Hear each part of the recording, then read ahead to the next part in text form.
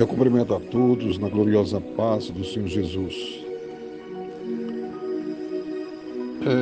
Irmãos, eu estive meditando no final dos tempos,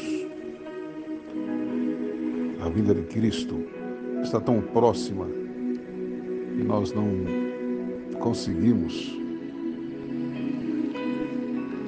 discernir tantas coisas, porque são tantos fatos que estão acontecendo no mundo, principalmente na nossa nação, em que a única coisa que nós temos a fazer é começar a meditar na palavra de Deus, nos acontecimentos atuais, enfim, estarmos preparados para ouvir o soar das trombetas. Porque aquele que não ouvir o soar das trombetas, estiver intertido com outras coisas, está propenso, infelizmente, a ficar. Como se diz, né? Este mundo jaz no maligno. Este mundo não tem mais nada a nos oferecer. Então nós temos que estar vigilantes em termos de ouvir o soar das trombetas e esperar em Cristo a sua vinda para vir buscar o seu povo lavado e remido no seu sangue. Se observarmos, o arrebatamento individual está acontecendo para muitos.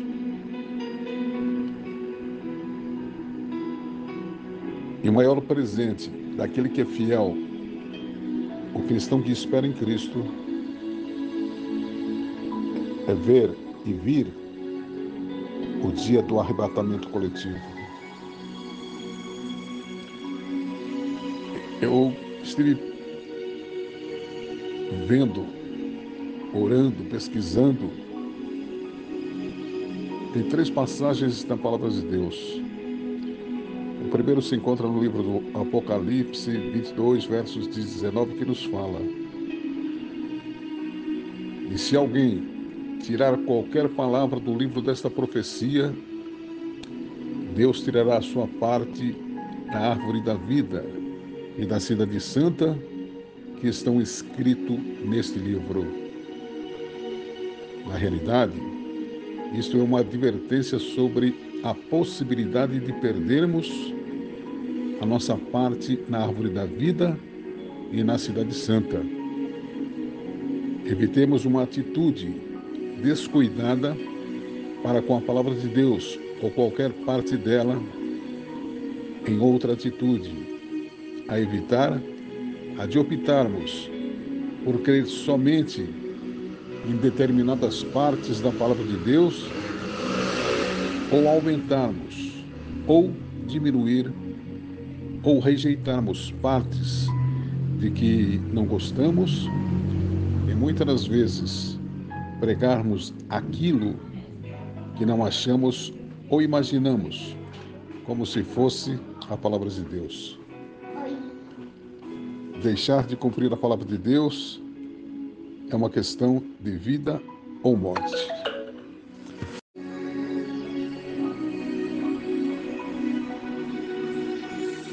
Uma das coisas que nos faz sair da direção de Deus é o que se fala em Romanos, capítulo 12, versos 2. E quando não observamos o que diz esse versículo, que nos fala: e não vos conformeis com este mundo, mas transformai-vos pela renovação do vosso entendimento, para que experimente qual seja boa, agradável e perfeita a vontade de Deus. Devemos resistir em tudo e a tudo com a ajuda do Espírito Santo. Devemos resistir tudo aquilo que é mal e amar tudo aquilo que é justo e não ceder aos vários tipos de mundanismo que nos rodeiam. A igreja tais como cobiça, egoísmo, oportunismo, conceito humano, diversões ímpias, vestes sensuais, imoralidades, drogas, bebidas, que aqui se inclui o alcoolismo e companhias mundanas que não nos levam a nada. Hoje, nesses dias atuais, observamos o seguinte: quando somos batizados com o Espírito Santo, já não vemos tais acontecimentos nos dias atuais, pois o amor de muitos esfriariam ou esfriaram. Por isto, não vemos mais a manifestação do Espírito Santo dentro dos templos, das igrejas, em profecias, com interpretações e também revelações, pois a igreja em si mesmo voltou à rotina costumeira de não buscar mais as manifestações espirituais para fortalecimento da vida espiritual dos membros da igreja. Há poucos ministérios que aderem a esse tipo de liturgia. E veja, quando isso acontece, muitos se vangloriam em ser usado pelo Espírito Santo e não se lembram que somos tão somente instrumento nas mãos de Deus, pois a sua glória, louvado seja Deus, louvado seja o nome santo do Senhor. O Senhor não a divide com ninguém. Lucas 10:20 nos fala, o Senhor: mas não vos alegreis, porque vos sujeitam os espíritos, e alegrai-vos, porém, do vosso nome estar escrito no livro da vida nos céus. Cristo adverte aos discípulos para não fazerem do poder a eles outorgados sobre os demônios ou do sucesso no ministério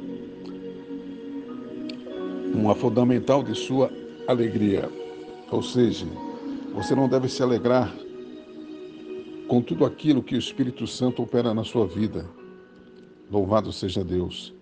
Devem alegrar-se sim, por estarem redimidos do pecado e destinado a morar nos céus. Não podemos querer servir a Deus e ao mesmo tempo o mundo. Seria a mesma coisa que trocar o santo pelo profano, na qual a palavra de Deus nos fala em Ezequiel 44:23, e nos alerta aos sacerdotes, nas quais nos dias de hoje são os pastores. Louvado seja o nome santo do Senhor. Compete a eles ensinarem ao povo de Deus a diferença entre o santo e o profano e também mostrarem como fazer a distinção entre o puro e o impuro. Profano é tudo aquilo que não é sagrado. Exemplo, a nossa vida comum do dia a dia, os fatos e atos de rotina. A nossa vida em santificação, ela jamais pode ser misturada com o nosso dia a dia, pois no nosso dia a dia podemos inconscientemente pecar por atitudes, palavras e obras e profanando. É a situação que não está de acordo com os preceitos religiosos, que diz respeito à santificação das coisas sagradas. Louvado seja Deus que hoje, louvado seja o nome santo do Senhor, que foge do âmbito religioso secular. Temos que estar atento à nossa vida espiritual, que se de fato estamos no centro da vontade de Cristo, se de fato estamos no querer de Cristo, isto primeiramente a mim, que vos escrevo e gravo esse áudio, essa reflexão. Muitas vezes me pergunto, e a Cristo também: Senhor, como estou em tua presença?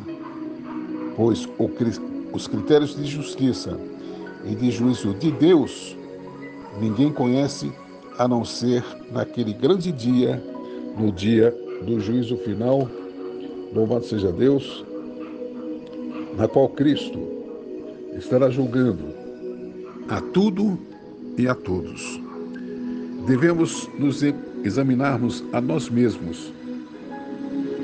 Louvado seja Deus, pois, como a salvação é individual, para não chegarmos naquele grande dia e ouvirmos de Cristo, da boca de Cristo, o que está escrito em Mateus 7, 22, verso e 23.